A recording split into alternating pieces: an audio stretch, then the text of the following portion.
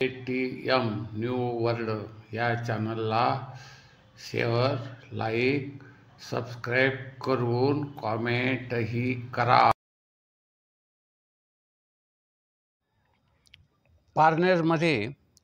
पारनेर तालुक्यामध्ये जवळजवळ रोजगार हमी योजनेच्या कामावर 15 कोटी रुपयाचा भ्रष्टाचार झाला किंवा त्याला अनियमितता असं एक गोंडस नाव दिलेलं आहे, परंतु तो भ्रष्टाचार आहे।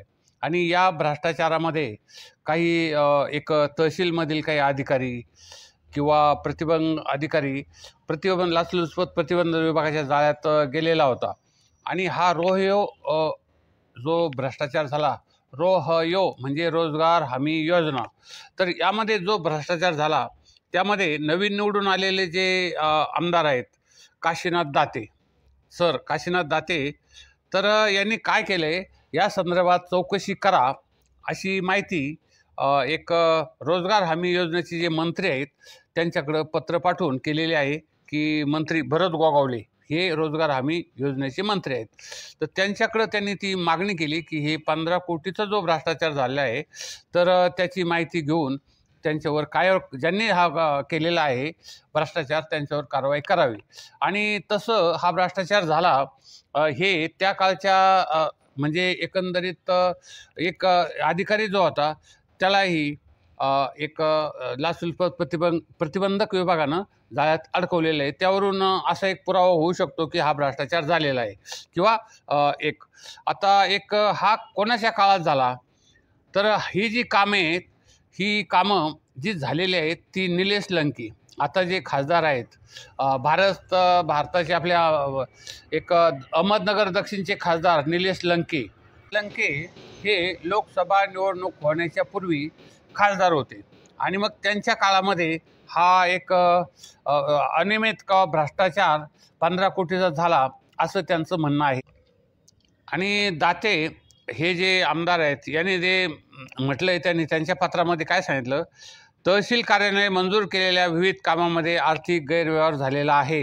गैरव्यवहार म्हणजे भ्रष्टाचार। तसेच लाचलुचपत प्रतिबंधक विभागाने तहसील कार्यालयाशी संबंधितावर कारवाई केल्याचाही उल्लेख त्यामध्ये केलेला आहे की हेही घडलेलं आहे। आता मग या तक्रारीच्या अनुषंगानं या प्रकरणाची सखोल चौकशी करण्याचे आदेश सरकारने दिलेत। कारण तहसीलदार आणि प्रशासकीय मान्यता आणि कार्यारंभ आदेशानुसार ही कामं लोकसभा निवडणुकीनंतर आणि विधानसभा निवडणुकीच्या दरम्यान मंजूर करण्यात आली, हा एक भाग त्यामध्ये आलेला आहे। आणि या मोठ्या कामामध्ये मोठा भ्रष्टाचार झाला, त्यामुळे आयुक्त, रोजगार हमी योजना, जिल्हाधिकारी, जिल्हा कार्यक्रम समन्वयक, मुख्य कार्यकारी अधिकारी यांना चौकशीचे निर्देश देण्यात आलेले आहे। आता हा जो भ्रष्टाचार झाला तर यामध्ये महसूल कार्यालयामध्ये लाचलुचपत प्रतिबंध विभागाने कारवाई केलेली आहेच, म्हणजे काही पैसे वगैरे घेताना रक्कम घेताना ती झालेली, त्या एक अधिकारी देखील निलंबित केलेला आहे। आता ही जर चौकशी लागली तर या चौकशीला जे निलेश लंके गटाचे जे लोक आहेत, म्हणजे आमदार आता खासदार पूर्वीचे आमदार निलेश लंके, तर यांचे जे लोक म्हणतात की आम्ही जे कामं केलेले आहेत त्यामध्ये हे आमदार दाते हे अडथळा आणतात, कारण आमची कामं मंजूर झालेली आहेत आणि केलेली आहेत आणि आमचे विकास कामं आहेत ती आताही चालू आहेत आणि आमचे खासदार सगळे काही कामं करतात। आणि हे दाते हे काशीनाथ दाते आमदार हे निष्कारणमध्ये त्याच्यामध्ये अडथळा आणून आमचे कामं करत नाहीत। आता यानंतर एक महत्त्वाची गोष्ट झाली की जर या कामामध्ये 15 कोटीचा जर गैरव्यवहार झालेला नाही, समजा झालेला आहे आणि झालेला नाही तर काय घाबरायचं कोणालाही कारण नाही। मग घाबरतात कशाला? चौकशी लागली तर लागू द्या ना, काय सत्य असेल ते बाहेर येणारच आहे। पण आणि ज्यांचे या कामामध्ये ज्यांनी पैसे घेतलेले आहेत, आर्थिक हितसंबंध म्हणतात त्याला, आणि आर्थिक हितसंबंध याचा अर्थ ज्यांनी पैसे घेतले, पैसे खाले किंवा पैशाच्या संदर्भामध्ये काय केलं त्याला आर्थिक हितसंबंध म्हणतात।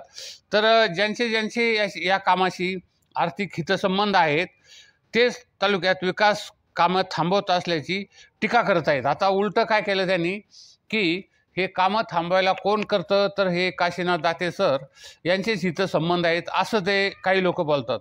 परंतु रोजगार हमी योजना कार्यक्रमात जर भ्रष्टाचार झाला नसला तर मग हे जे लोक आहेत आपले जे अधिकारी हा लाचलुचपत प्रतिबंधकच्या जाळ्यामध्ये कसा काय सापडला महसूल कर्मचारी. त्यामुळं हे टक्केवारी घेणारे जे लोक आहेत खासदाराचे असं ते म्हटले. तर हा आमदाराने लावलेल्या चौकशीमुळे टक्केवारी जे सम्राट आहेत सम्राट की या कामामधून आम्हाला एवढी टक्केवारी मिळाली पाहिजे, त्या कामामधून एवढी टक्केवारी मिळाली पाहिजे असे जे लोक आहेत. तर पारनेरमध्ये जे आपले काशीनाथ दाते सर हे आमदार जे आहेत ते आपापल्या परीने विकासाचा प्रयत्न करीत आहेत. आणि खासदार जे आहेत म्हणजे एकाच तालुक्यामध्ये खासदार आणि आमदार हे दोन्ही मिळालेले, परंतु या दोघांच्या भांडणामध्ये विकासाचा जो मुद्दा आहे तो ठीक प्रमाणे होईल किंवा नाही होईल हा एक महत्त्वाचा मुद्दा आहे.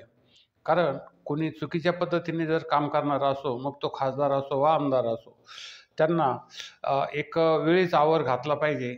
अन्यथा सर्वसामान्य लोकांचे पैसे सर्वसामान्याच्या खिशात जाण्याऐवजी हे पैसे आमदार खासदारांच्या जर खिशात गेले किंवा तहसील कचेरी किंवा इतर काही जे नोकर वर्ग यांच्या जर खिशात जायला लागले तर सर्वसामान्य जो माणूस आहे किंवा सर्वसामान्य शेतकरी आहे त्यांचा विकास राहणं खूप दूर आहे. आणि म्हणून हे जे महत्त्वाचा मुद्दा त्यांनी जो केलेला आहे आणि हे चौकशी लावलेली आहे तर ती योग्य आहे असं म्हणता येईल. कारण दूध का दूध आणि पाणी का पाणी या चौकशीमधून होणार आहे. आणि हे जर झालं आणि यामधून एक पैसे खाण्याचं जे प्रमाण आहे ते अधिकारी असो पदाधिकारी असो आमदार असो खासदार असो कोण जे असेल ते तर त्यांचे चेले चपाटे काय पित्ते वगैरे जे असतील तर त्यांना एक आळा बसू शकेल अशी एक शक्यता आहे. म्हणून ही चौकशी होणं अत्यंत गरजेचं आहे. आणि या चौकशीमधून शेवटी सत्य काय आहे ते बाहेर येईल.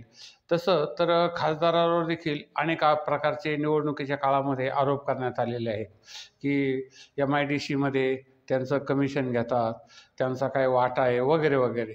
आणि बऱ्याचशा प्रमाणामध्ये तेथे निवडणुकीमध्ये जे वातावरण तापलं होतं ते वेगळ्याच पद्धतीचं होतं. पण एक महत्त्वाचा मुद्दा यामध्ये आला, शरद पवार गट आणि अजित पवार गट यामध्ये हे काशीनाथ दाते सर यांना अजित पवार गटाने तिकीट देऊन एक चांगल्या पद्धतीचं काम केलेलं आहे. आणि त्याचमुळं आता युती सरकारमध्ये अर्थमंत्री हे अजित पवार आहेत. त्यामुळं पारनेर भागाला जास्तीत जास्त निधी मिळून पारनेरचा विकास होणं अत्यंत महत्त्वाचं आहे. विकास होणं म्हणजे स्ट्रक्चरल विकास म्हणजे रस्ते पाणी पुरवठा वैयक्तिक लाभाच्या योजना वगैरे वगैरे. तर या सगळ्या कामामध्ये कुठेही भ्रष्टाचार न करता योग्य पद्धतीने ती जर कामं केली तर त्या योजना व्यवस्थितपणे राबवू शकतात. काही ठिकाणी तर असं ऐकण्यात आलेलं आहे जालन्यामध्ये त्या साईडला तर संभाजीनगर त्या साईडला असं झालं की काही जे तलाठी वगैरे आहेत किंवा महसूल अधिकारी यांनी जे वरून पैसे येतात लोकांना वाटण्यासाठी लोकांच्या एकंदरीत विकास करण्यासाठी तर हे पैसे त्यांच्यापर्यंत मध्येच हडप केले. त्यामुळं 10-15 जे तलाठी आहेत जवळजवळ 24 तलाठ्यांना त्यांनी आता निलंबित केलेलं आहे. आणि त्याच्यावरचे जे अधिकारी आहेत त्यांचाही त्याच्यामध्ये नंबर लागू शकतोय. तर असा प्रकार होऊ नये म्हणून पारनेर आपलं एक चांगलं गाव आहे, सेनापती बापटाचं गाव आहे. आणि असे खासदार आमदार येतात जातात, परंतु विकास हा जो महत्त्वाचा मुद्दा आहे तो कायमस्वरूपी राहिला पाहिजे. आणि तो जर राहिला तर लोकांना त्या आमदाराचं त्या खासदाराचं नाव कायमस्वरूपी घेता येतं. आमचा हा ATM न्यू वर्ल्ड चॅनल संपूर्ण महाराष्ट्रामध्ये मराठी लोकांमध्ये भारतामध्ये लाखोच्या संख्येने लोक बघत असतात. आपण या चॅनलला जास्तीत जास्त शेअर लाईक सबस्क्राईब करा आणि कॉमेंटही करून जास्तीत जास्त सबस्क्राईब करा. धन्यवाद.